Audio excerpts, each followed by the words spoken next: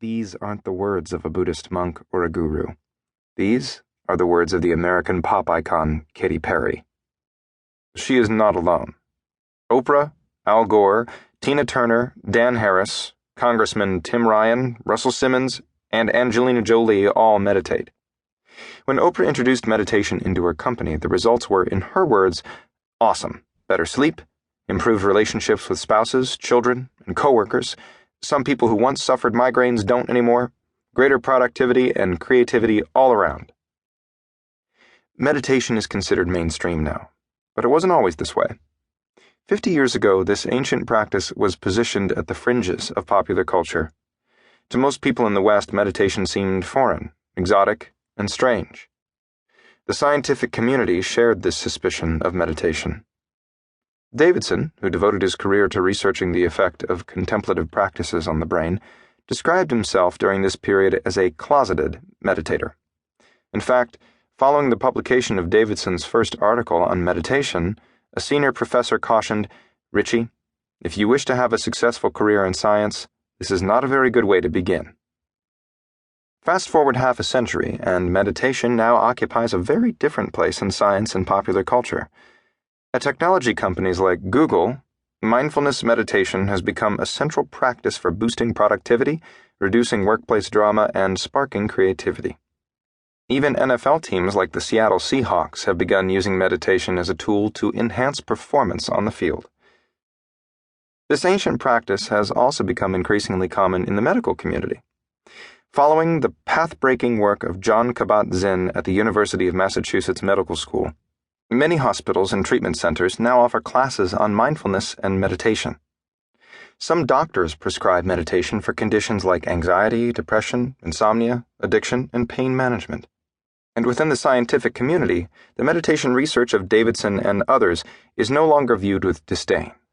Instead, this research has added significantly to the rapidly growing scientific literature on neuroplasticity, the amazing ability of the human brain to keep learning, growing, and changing. The science is now clear. Meditation changes the very structure of the brain, reducing stress and promoting overall well-being. Because of the overwhelming body of evidence to support the benefits of meditation, this is where Life XT begins. The Mind of a Monk. Meet Mathieu Ricard, a Buddhist monk whose extraordinary brain gives us a window into how meditation works. Born the son of a French philosopher, Mathieu grew up in the artistic and intellectual circles of Paris, immersed in Western culture. As a young man, Mathieu had a passion for science and earned a PhD in cell genetics at France's prestigious Institut Pasteur.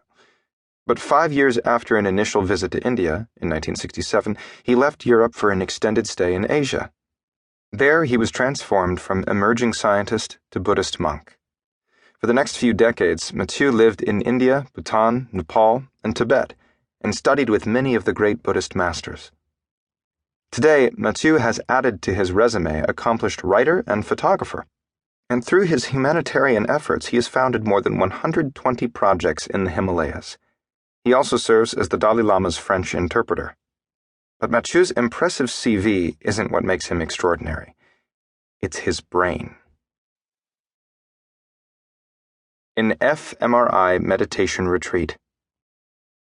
In 2001, Mathieu flew to Madison, Wisconsin at the invitation of Richard Davidson, who wanted to explore the effects of meditation on the brain.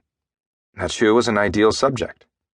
Most of us envision monks in meditation sitting beneath a tree with mountains in the background or in some other serene setting.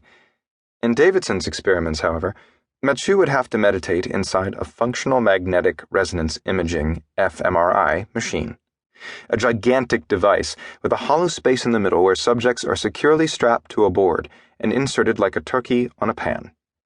Once in the fMRI, Mathieu wouldn't sit in silence or surrounded by the soothing sounds of nature. Instead, a steady cacophony of mechanical bangs and pops would accompany his attempts to arrive at a clear and stable state of mind. As anyone who has had an MRI scan knows, this is hardly the ideal environment for clearing the mind of distractions. Yet, for an experienced meditator like Mathieu, it was easy.